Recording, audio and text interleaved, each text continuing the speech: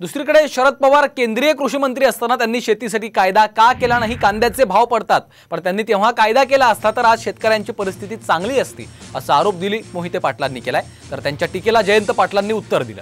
केंद्र सरकारने कांदा निर्यातीवर बंदी आणली तेव्हा तुम्ही काय झोपला होता का, असा सवाल जयंत पाटलांनी विचारलाय।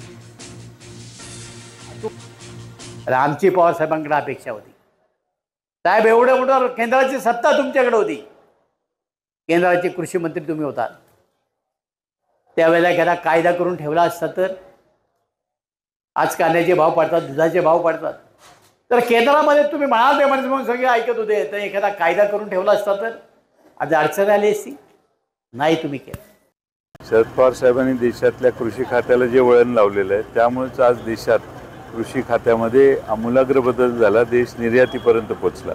आता निर्यात कांदा करायच्या वेळी निर्यातच बंद जर तुमचं सरकार करत असेल तर तुम्ही काय झोपा काढत होता? तुम्ही निर्यात बंदीला विरोध का नाही केला? तुम्ही एखादं स्टेटमेंट का नाही केलं?